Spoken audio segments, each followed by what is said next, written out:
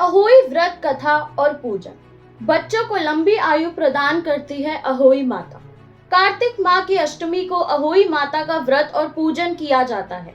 ऐसी पौराणिक मान्यता है कि बच्चों की लंबी आयु और स्वस्थ जीवन की कामना के लिए अहोई माता का व्रत और पूजन किया जाता है। इस व्रत को माताओं के अतिरिक्त वे स्त्रियां भी रखती हैं जो निसंतान होती हैं अथवा जिनका गर्भ गिर जाता है।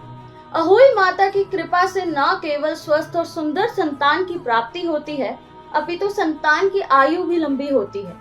बच्चों के जीवन को अनिष्टकारी घटनाओं से बचाने के लिए प्रत्येक विवाहित महिलाओं को अहोई माता का व्रत अवश्य रखना चाहिए। नमस्कार मित्रों, आप देख रहे हैं हमारा पॉपुलर YouTube चैनल वर्गो भक्ति। तो प्रेम से बोलिए अहोई माता की जय।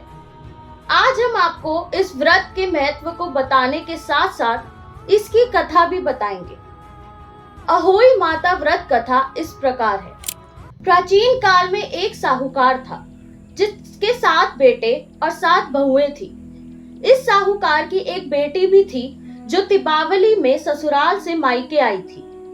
दीपावली पर घर को लीपने के लिए 7 बहुएं मिट्टी लाने जंगल में गई तो ननद भी उसके साथ चली गई। साहूकार की बेटी जहाँ मिट्टी खोद रही थी उस स्थान पर साही अपने बच्चों के साथ रहती थी। मिट्टी खोदते हुए गलती से साहूकार की बेटी की खुरपी की चोट से साही का एक बच्चा मर गया।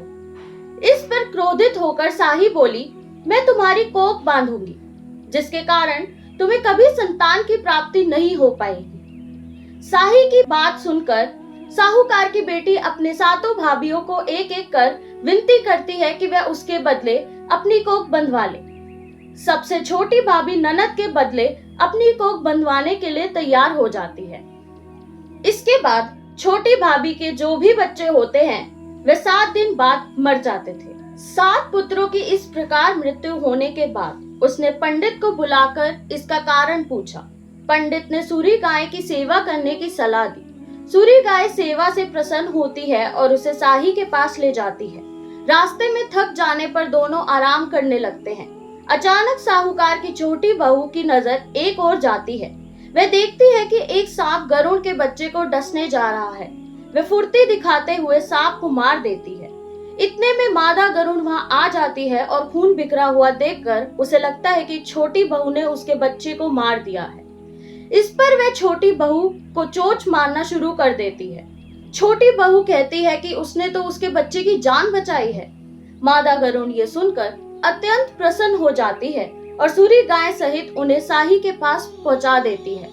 साही छोटी बहू की सेवा से प्रसन्न होकर उसे 7 पुत्र और 7 बहू होने का आशीर्वाद देती है। साही के आशीर्वाद से छोटी बहू का घर पुत्र और पुत्र वधुओं से हरा भरा हो जाता है।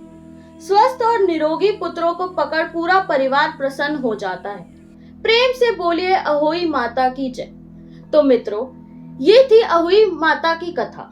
ये व्रत को श्रद्धा पूर्वक करना चाहिए और अपनी संतानों को भी कथा सुनानी चाहिए। पूजन करने के बाद तारों को अर्घ्य देकर ही व्रत खोलना चाहिए।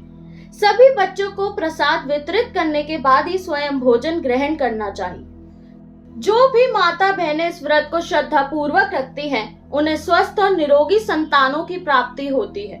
यदि आपको हमारा ये वीडियो पसंद आए तो कृपया इसे सब्सक्राइब, लाइक और शेयर करना ना भूलिएगा। अध्यात्म से जुड़ी रोचक कथाओं और जानकारियों को प्राप्त करने के लिए देखते रहिए हमारा पॉपुलर YouTube चैनल वर्गो भक्ति।